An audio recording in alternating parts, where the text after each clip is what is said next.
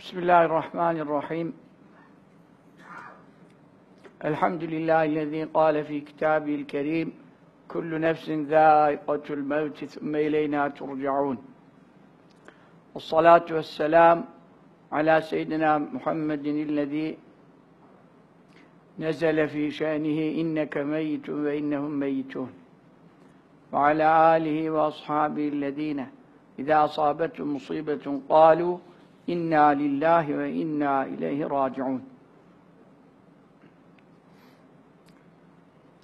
إنا فوجئنا بموت حضرة الشيخ العالم العلامة البحر الفهامة تاج الشريعة والطريقة، حفيد الشيخ مولانا وسيدنا مجدد القرن الرابع عشر أحمد رضا خان القادري قدس الله سره وروحه.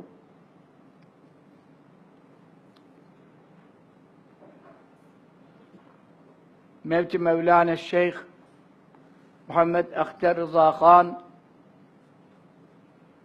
القادري الحنفي،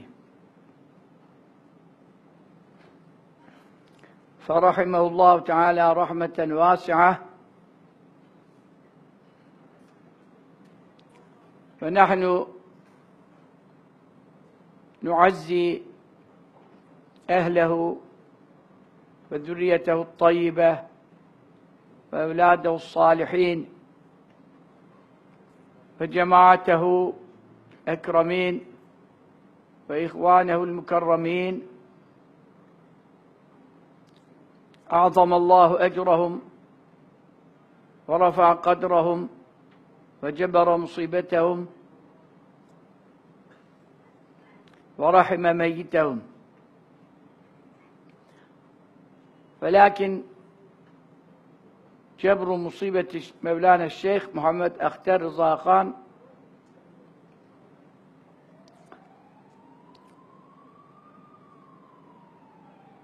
بالنسبة إلى الله تعالى ممكن، وهو على كل شيء قدير. ولكن هذا العالم العلامة أحيا السنة وأمات البدعة وخدم الدين في هذا الزمان الغريب الفاسد. بالنسبة إلينا هذه المصيبة لا تجبر، وهذه الثلمة لا تسد.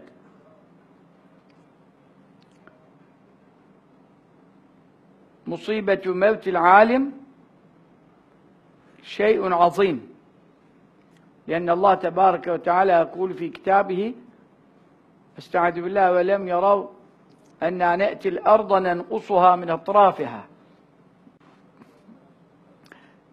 معنى نقص أطراف الأرض، قال ابن عباس رضي الله تعالى عنهما: خراب الأرض ونقصها بموت علمائها وفقهائها. هذه الآية الكريمة تفيدنا أن موت العلماء والفقهاء مصيبة ونقص في العالم جميعه وتمامه. هكذا قال الإمام مجاهد رحمه الله: نقص الأرض موت العلماء، لأن بموت العلماء يقبض العلم، كما في الحديث الصحيح: إن الله لا يقبض العلم انتزاعا ينتزعه من العباد، ولكن يقبض العلم بقبض العلماء. فإذا لم يبق عالما اتخذ الناس رؤوسا جهالا فسئلوا فأفتوا بغير علم فضلوا وأضلوا. نعوذ بالله تعالى من إدراك هذا الزمان. الآن علماؤنا موجودون ولكن قليلون، وعلماء أهل السنة والجماعة أقل من القليل وأعز من الكبريت الأحمر في هذا الزمان الغريب الفاسد.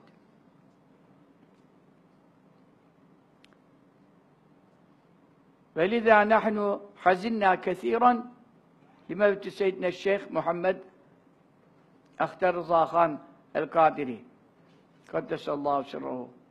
حزنا كثير لأن هذا الحزن من علامات الإيمان والسعادة.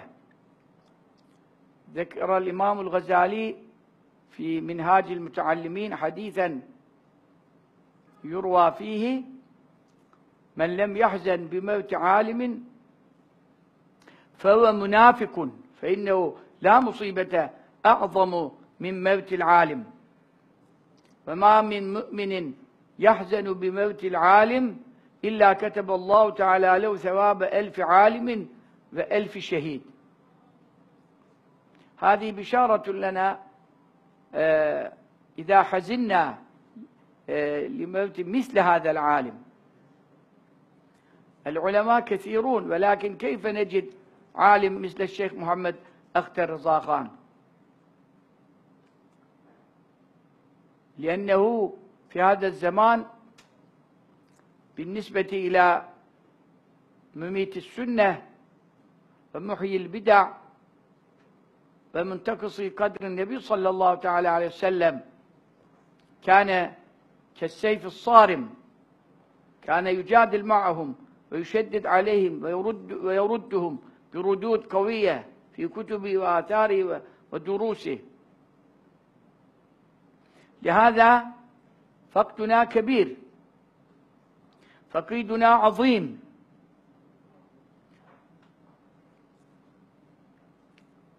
قال أيوب السختياني رضي الله تعالى عنه كابر التابعين: إني أخبر بموت الرجل من أهل السنة فكأني أفقد بعض أعضائي. هذا الكلام صحيح، نحن نشعر به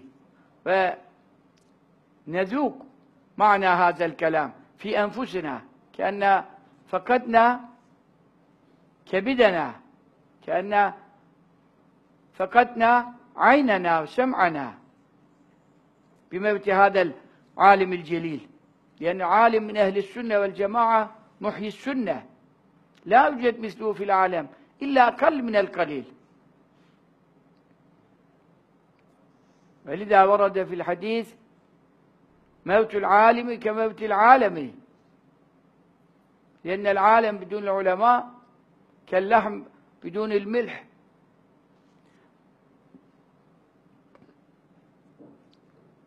وقال صلى الله تعالى عليه وسلم في حديث: لموت قبيلة أيسر من موت عالم.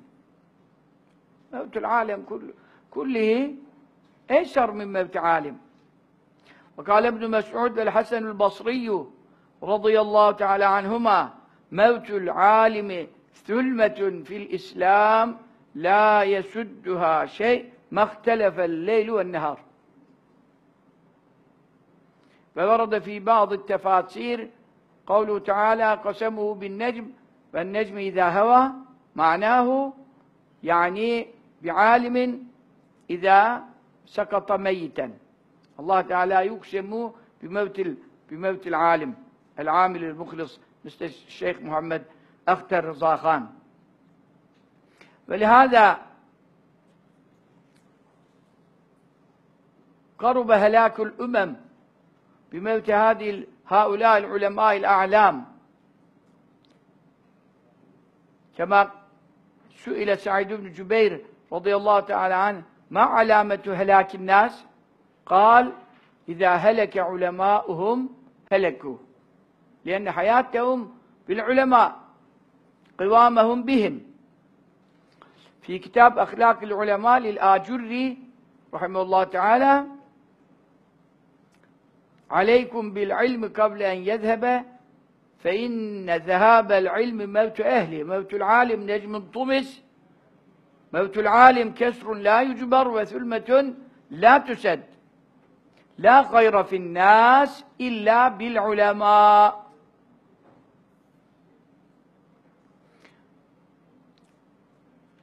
فقال سيدنا عمر بن الخطاب رضي الله تعالى عنه: لموت 1000 عابد قائم بالليل صائم بالنهار أهون من موت عالم واحد يعلم ما أحله الله وما حرمه فإن لم يزدد على الفرائض. لأن عبادة العابدين لأنفسهم وعلم العلماء للأمة جميعهم، فإن لم يزدد على الفرائض. فإن زاد على الفرائض مثل سيدنا الشيخ محمد أختر رضا خان، هذا كان يزداد على الفرائض بالسنن والنوافل والمقربات والدلائل الخيرات وقصيدة البردة وسائر المداح النبوية والصلوات الشريفة. كان يعمر جميع أوقاته بالفكر والذكر والإفتاء. كان قاضي القضاة في العالم، أفتى أكثر من 5000 فتوى، أصدر فتاوى لنفع العباد. هذا موته، يعني موت جميع العباد لا يساوي موت هذا العالم الجليل. فرحمه الله تعالى رحمة واسعة وعلى درجاته، وألحقه بالشيخ السابقين في الدرجات العلى يوم القيامة، وألحقه بجده سيدنا مولانا أحمد رضا خان القادري مجدد القرن الرابع عشر. وأحيا الله ذريته الطيبة وأبقى ذريته الطيبة علينا وعلى الأمة الإسلامية في إحياء السنة النبوية وتجديد طريقة جدهم الأمجد سيدنا أحمد رضا خان بالردود على أهل الأهواء والبدع ومن لا يعرفون قدر النبي صلى الله تعالى عليه وسلم. الله تعالى يبقي هذه الذرية الطيبة المباركة على الأمة الإسلامية بهذه الردود، ونرجو منهم أن يترجموا كتب سيدنا أحمد رضا خان القادري، أن يترجموا كتبه للعربية، خاصة للعربية، حتى يستفيد من جميع الأمة، لأن بعض كتبه الآن بقيت على الأردية والفارسية ونحن لا نعرف. لهذا نحن نرجو من هذه الأسرة الطيبة المباركة تعريب كتب مولانا السيد أحمد رضا خان القادري. ورحم الله سيدنا الشيخ محمد أختر رضا خان القادري. ونحن نهدي لروحه الطيبة مع جماعتنا كلمة الشهادة وكلمة التوحيد والفاتحة. بسم الله الرحمن الرحيم. أشهد أن لا إله إلا الله وأشهد أن محمدا عبده ورسوله. لا إله إلا الله محمد رسول الله في كل لمحة ونفس عدد ما وسعه علم الله. الله الله الله جل جلالك يا رب العالمين. بسم الله الرحمن الرحيم. الحمد لله رب العالمين، الصلاة والسلام على سيدنا رسول الله وعلى آله وصحبه أجمعين. آمين. اللهم يا ربي أوصل نور ثواب ما تلوناه ونور ما قرأناه إلى روح سيدنا ونبينا محمد صلى الله تعالى عليه وسلم، وبعده إلى روح سيدنا أحمد رضا خان القادري، وإلى روح سيدنا محمد أختر رضا خان القادري. اللهم روح أرواحهم، اللهم قدس أسرارهم، اللهم نور ضرائحهم، اللهم طيب مراقدهم، اللهم عطر مشاعرهم، اللهم أعل درجاتهم، اللهم كثر مثوباتهم، اللهم ضاعف حسناتهم، اللهم افض عليهم سجلا من برك ولطفك وجودك وكرمك وإنعامك وإحسانك وامتنانك مع الذين أنعمت عليهم من النبيين والصديقين والشهداء والصالحين، وزدهم شرفا وتعظيما وتكريما يا رب العالمين. وصلى الله تعالى على سيدنا مولانا محمد وعلى آله وصحبه وسلم تسليما كثيرا، والحمد لله رب العالمين. لا شرف روح النبي محمد صلى الله تعالى عليه وسلم وآله وأصحابه إلى روح سيدنا أحمد رضا خان القادري مجدد القرن الرابع عشر، وإلى روح حفيده المبارك سيدنا شيخنا العلامة قاضي القضاة محمد أختر رضا خان القادري. الفاتحة.